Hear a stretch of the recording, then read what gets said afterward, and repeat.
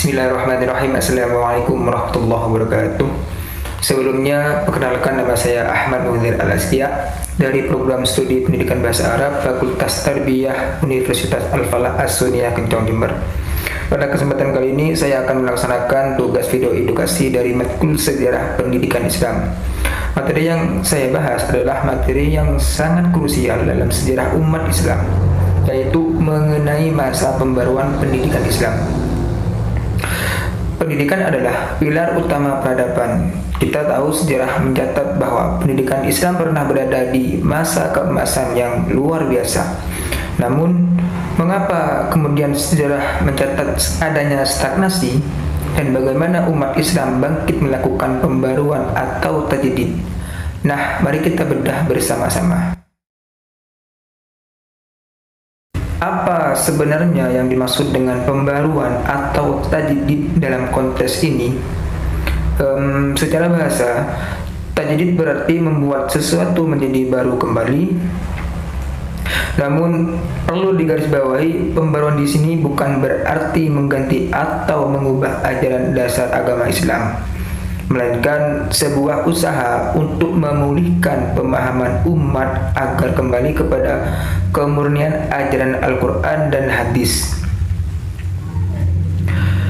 sekaligus menyelaraskannya dengan kebutuhan zaman modern. Lalu, kapan masa pembaruan ini dimulai? Sejarah mencatat pergerakan ini berakar pada awal abad ke-19. Titik kejut utamanya dipicu oleh peristiwa ekspedisi Napoleon Bonaparte ke Mesir pada tahun 1798 hingga 1801. Jatuhnya Mesir yang saat itu merupakan salah satu pusat dunia Islam ke tangan Barat menyadarkan para pemuka Islam bahwa mereka telah tertinggal jauh secara sains, teknologi, dan militer. Kesadaran akan ketertinggalan inilah yang memicu gerakan pembaruan secara masif. Sebelum pembaruan terjadi, kondisi internal pendidikan Islam pada abad ke-17 dan 18 mengalami stagnasi intelektual yang cukup parah. Ada 4 karakter utama yang menyebabkannya. Kesatu, konservatisme dan taklid. Hilangnya semangat ijtihad dan penelitian ilmiah. Umat cenderung hanya mengikuti pemikiran ulama terdahulu secara mentah-mentah. Kedua, rendahnya kreativitas. Karya-karya akademik pada masa itu didominasi oleh penafsiran ulang atau komentar atas karya lama, seperti bentuk syarah atau hasyiah, bukan pemikiran orisinal yang baru. Ketiga, keterbatasan kurikulum. Ini adalah masalah serius, di mana kurikulum hanya berpusat pada ilmu keagamaan normatif seperti fikih dan akhlak, sedangkan pengkajian sains dan teknologi justru dikesampingkan, bahkan sempat dilarang. Keempat, dominasi metode menghafal, di mana menghafal teks dianggap sebagai pencapaian tertinggi, sehingga daya kritis siswa tidak berkembang. Dari kondisi internal ini, ditambah tekanan eksternal berupa kolonialisme Eropa, memaksa para tokoh muslim sadar bahwa satu-satunya cara untuk merdeka dan bangkit adalah melalui modernisasi pendidikan. Dalam perjalanannya, gerakan pembaruan ini terbagi menjadi 2 pola utama. Pola pertama adalah pola modernis atau berorientasi pada Barat. Pola ini muncul karena kekaguman terhadap kemajuan sains dan teknologi Barat. Tokoh kuncinya seperti Sultan Mahmud II dari Turki Utsmani. Beliau mempelopori pembukaan sekolah-sekolah modern di luar sistem madrasah tradisional, seperti sekolah teknik, kedokteran, dan militer. Gerakan seperti Tanzimat, pola ini bertujuan melahirkan generasi muslim yang ahli ilmu umum agar mampu bersaing di kancah internasional. Pola kedua adalah pola purifikasi atau berorientasi pada pemurnian. Pola ini berpandangan bahwa kemunduran umat terjadi karena ajaran Islam telah bercampur dengan bid'ah dan khurafat. Tokoh terkenalnya adalah Syekh Muhammad Abduh di Mesir.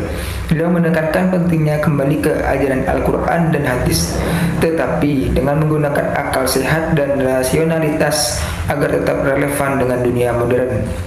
Menariknya, kedua pola ini akhirnya melebur dalam satu titik temu, yaitu integrasi ilmu. Para pembaru menyadari umat Islam tidak boleh kaku tanpa tahu sains, namun tidak boleh juga terlalu keberat-beratan hingga kehilangan identitas agamanya. Solusinya, menggabungkan kurikulum agama dan ilmu umum dalam satu lembaga. Pembaruan ini kemudian menyasar 3 aspek fundamental. Pertama, aspek kurikulum, yaitu menghapus dikotomi atau pemisahan antara ilmu agama dan ilmu umum, seperti sains, teknologi, dan ilmu sosial dipadukan dengan nilai-nilai tauhid agar intelektual dan spiritual siswa berkembang seimbang. Kedua, aspek kelembagaan. Nah, terjadi rekonstruksi lembaga tradisional di Indonesia. Contoh nyatanya adalah transformasi Institut Agama Islam Negeri atau IAIN menjadi Universitas Islam Negeri atau UIN, yang memungkinkan dibukanya fakultas-fakultas umum dengan manajemen yang profesional. Ketiga, aspek metodologi, yaitu mengubah paradigma lama yang bersifat teacher centered, di mana guru mendikte dan murid menghafal, menjadi student centered. Pendekatan baru ini lebih manusiawi atau man centered karena berfokus pada pembentukan karakter atau ta'dib serta menumbuhkan daya kritis siswa melalui penelitian ilmiah. Sebagai kesimpulan, masa pembaruan pendidikan Islam atau tajdid mengajarkan kepada kita bahwa beradaptasi dengan kemajuan zaman dan teknologi sains bukanlah hal yang dilarang, melainkan sebuah keharusan agar umat Islam tetap kompetitif. Pembaruan ini tidak membuang nilai agama, melainkan memperkuatnya melalui integrasi keilmuan. Sebagai mahasiswa, tugas kita sekarang adalah melanjutkan semangat ini dengan terus berpikir kritis dan menolak dikotomi ilmu. Demikian tugas video edukasi dari saya. Terima kasih atas perhatian dosen, pengampu, dan rekan-rekan sekalian. Mohon maaf atas segala kekurangan. Wabillahi taufiq wal hidayah. Wassalamualaikum warahmatullahi wabarakatuh.